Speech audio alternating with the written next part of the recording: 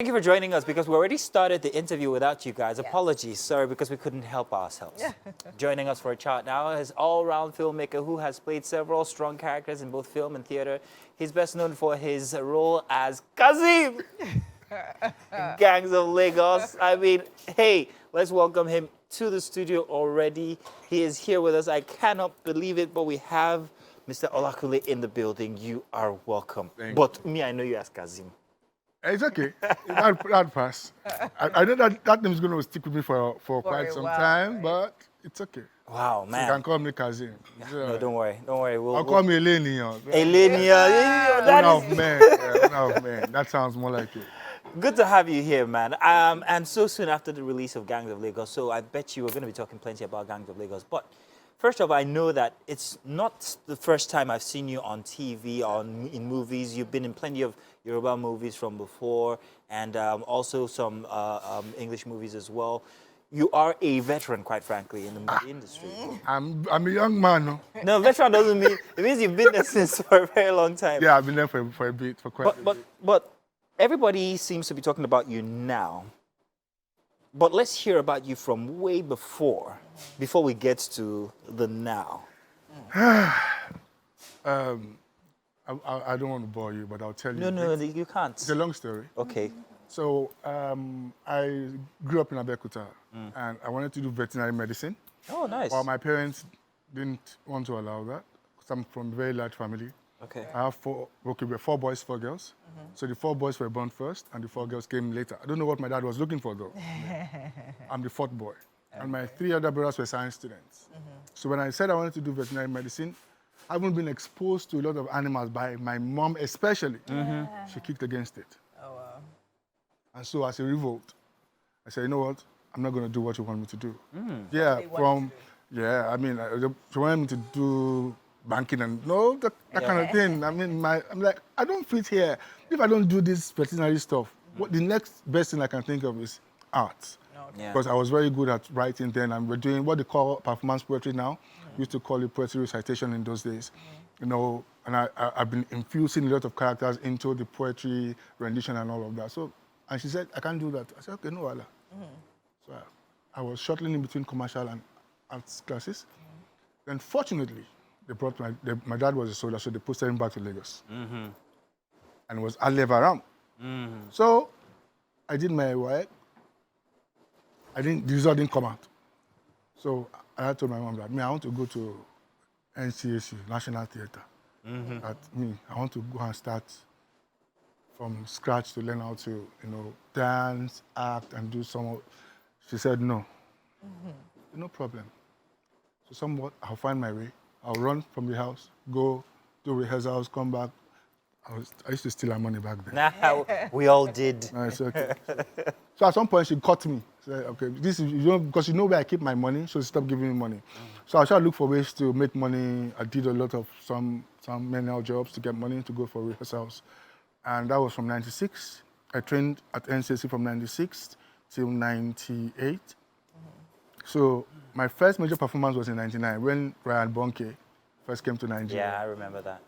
So, we'll rehearse, do this, and eventually we performed. And I was paid 5,000 naira way back then. And the money was so huge. But because there was a lot of stress, mosquito bite and all that, the money, my sickness I used and treat last. Down the line, down there, I haven't done that. And then from church, I was doing a lot of dramas and stuff. You got into movie when? I got into movie in 2006. That's when I started doing movies. But before that time, I was already doing theater shows all around, from National Theater to Global Memorial Hall, and all those places. 17 years in the movies. Yeah, that's wow. But then, it doesn't quite come off like that, because in 96, my first movie then, what's the title now? I always remember it too. Because I look like one scroungy little, and they said I should play policeman. Because the director now was like, you are good, but you're too small. Where am I going to put you? This is that. So I hid beside one tree. What's the name of this film now? Femi Ogedegbe was in it. Who was in it? Femi Ogedegbe. Okay. So I shall carry gun. They put red cloth. In fact, by the time the film came out, it was only the red gun, the gun that showed. Did he show you that? Let's not use that. Because the producer was like, no, this guy looked too small. There was nowhere I could fit in then. So I continued with my theater, and then I got into school to do diploma in theater and film in Lagos University, where I finished in 2005, thereabouts. Then I went back straight to theater. So started with theater at Terra in 2007. That's quite a journey, as in a very long journey from there up until now. I mean, definitely a journey. So now let's talk about the journey to Kazim. Build up to Kazim. To Kazim. Now so a lot of people, myself inclusive, literally believe that you embody that character too well. They are wondering, is there experience something behind it? You should tell us that we should really not know. So there's something I always tell people. I'm not a motivational speaker, but the best thing for an actor to do is to be. The worst thing for an actor to do is to try to be. Because when people who don't have certain things try to live certain lives like they have, we call them fake. But when people try to be themselves, hey, they are real, they are original, yeah? Which was what I gone for when I got the call to come and play Kazim. Mind you, casting was already done. Okay.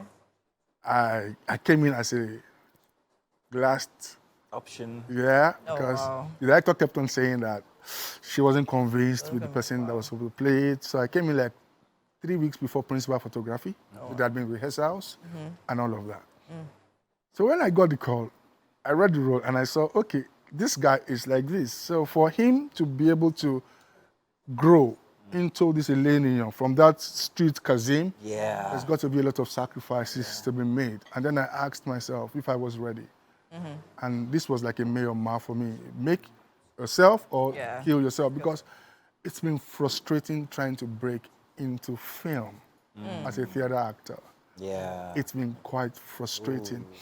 So I went to the market. I went to learn how to be. I sat down with butchers, learn how to kill goats, learn how to roast it, learn how to dissect and split it for sale. I sold at the market. That's method right there. I sold at the market. And at some point, people will come and say, we should see you on TV now. I say, man, go chop now. Exactly. And those were the things that propelled me. And fortunately for me, the person under whose tutelage I learned happened to be someone who came from Ibadan, sale meet in Lagos. And there were some similarities between him and Kazim. Even though I didn't know what I was doing then, but I took quite a lot. I took quite a lot from it. It wasn't easy, but I'm going to deliberately try and remember that your name is Rotimi. I'm going to deliberately try, but it's very difficult. I'm sure a lot of people are also going to struggle through this. But Rotimi, now, at the beginning of Gangs of Lagos, your character was just there. Nobody knew that it was going to be such a big factor, a big character at the end of the movie. You embodied the character from when he was a young person up until when he was rather advanced and also the head of a gang. That process mustn't have been easy to first of create a character in people's mind that this is some, one of the boys, and then to transcend through the movie into that big character. How did you manage that transformation inside of the movie? From that butcher guy you learned from, the Ibadan guy, to who was your case study for Kazim? I'm not going to mention it. And you don't need to, don't worry, we already know. But I'm going to tell you, like that particular person I mentioned, it wasn't just the only one who came to Lagos at that point. So there were a couple of them. And one of them today is one of the strongest men in Lagos. That's why Salman mentioned him. One of the strongest men in Lagos. And so I did my research based on that, because for him and that person, it's time and chance. He was the one who brought this person and taught him. But later on, this person is more advanced. I mean, he's well-known, has more money than him, but he's still doing... So this is a true-to-life process. People actually graduate in that form through the ranks in life, in the culture we're looking at. Yes, basically. And then, so having learned that, I now had to do like what I call character breakdown and the trajectory of how the character is going to progress from that boy who sent by Olorogun to go to the street and collect money, you know, to that man who grows up to become brutal, to become, I mean, doesn't take shit from anybody, you know, give it to you as it is. So it was that growth process. It was a bit difficult. Yeah. It was a bit difficult because, no, I mean, I don't know how many actors will tell you that. It is not easy for an actor to actually grow like that. Into character arc, Yeah, so for me, but I was able to pull through because of the street experience that I had, because of that on-field experience that I had. Yes. That was the only chance that I had to pull that off. That actually makes a lot of sense. To me, it just seems like everything, your life experience, is just aligned for this particular role. Exactly. It actually makes total sense. I love your hats, by the way. Which brings me to my next question. Do you know the question? You laugh. Oh, I see it now. Now I get it. So we definitely know the controversy and things happening based on the story of the movie, based on people. I mean, the youth of a particular group literally sending a letter and all of that, talking about the depiction of the Eyo, as we know it here in Lagos, and then the story told in the movie and the way they were depicted in the movie. So now, from your point, I mean, you were on the project, you were one of the people. You're a major major you literally, exactly. You know? And all of that, what do you have to say? So, first and foremost, Eyo is a beautiful masquerade. Yeah. It's beautiful, and there are 7 of them. And one of my uncle used to be the Olori Eyo Eti, one of the Eyo in Lagos. And I know, there's nothing like I do not think. I know that the intention from the producers of the film was not to portray Eyo in a bad light. What we are saying is that people hide under the guises of these things, perpetrate evil. It's just like all these headsmen, the Boko Haram, how they will go kill Nigerian soldiers, take on the uniform and impersonate them. So when they go to attack, you think that it is the Nigerian army or this and that. It's the same thing that under the guises of these things, people hide and they carry out evil. That is what we're saying. The movie didn't say it was bad. If actually people take time to listen to the narration by Obalola, you will know that the Eyo culture in Lagos is one that is rich and is one that is respected. But unfortunately, as in real life, people hide under these things It's true. to carry out evil. Perpetrate evil. Makes sense. Thank you for bringing that up. That's very beautifully put. I wanted to ask now, there was a call for the producer and director to make an apology. Did you think that was necessary? He breathes. Maybe not an apology. Maybe clarification. And explanations. Because we all watch American films, and we've seen where people, some top government officials in the White House are portrayed as being evil. Sometimes the vice president directly, bossing White House down and all those things where people come into the White House to do a lot of things.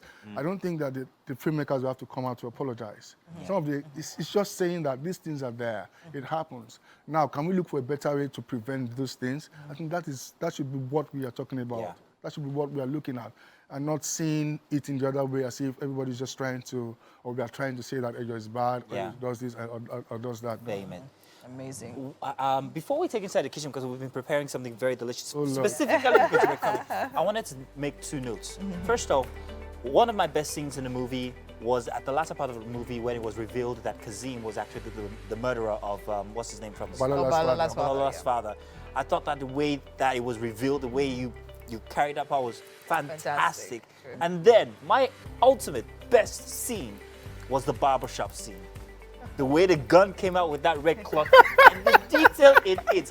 Because in the beginning of the movie, there was a bit of, I don't want to spoil it for people who haven't seen it, but that's one of my best scenes, actually. It was beautiful. Because the dialogue exchange between myself and London, I don't want to call him persona, it was beautiful. And like I always say, it is good when actors feed off each other. True. Like when I have something to feed off an actor, or an actor has something to feed off me, this is beautiful. And that's why that came out. I will tell you something. That red cloth at the end of the gun came full circle. As in, should I be going? Because in your very first they didn't show you. So this time, this red cloth is me. Everything. Tell you what, let's bring you over to the kitchen, man. Come on over. We've got something very fantastic for you. You're gonna love this. Meet Rotimi. Do sit, please. Hey. This is gonna be delicious. Nice to see you, right? Hey. No, are you good? You good? I got you. I got you. What did you say? Come over. Now. Such a phenomenal actor. You are phenomenal, Rotimi. Welcome to the kitchen, Rotimi. This is Chef Ben, and this morning he's made for you steamed rice with chicken cream sauce. So quickly, would like you to dig in.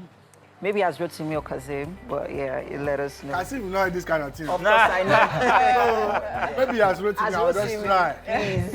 And I'm not a breakfast person. Enjoy. As well. All right. Yeah. Oh God, have mercy. Real quick. I know. Please. We're almost out of time, so let's have a Quickly, taste. quickly. Let's see what it looks like. Yeah. Chef, nice one, man. Beautiful. Looks good already. Yeah, it does. Nice. It does. It does. Already, what do you think? Delicious. Thank you very What much. does that mean? Rotimi Fakunle in the Thank building. you. Yeah. Absolutely phenomenal actor here. Good to have you as well, Chef Ben. But I'm not happy because, okay, there's more. Fantastic. I'm good now. Thank you to All right, everybody. people, have a great day. Bye-bye. Bye-bye, everybody. See you guys tomorrow.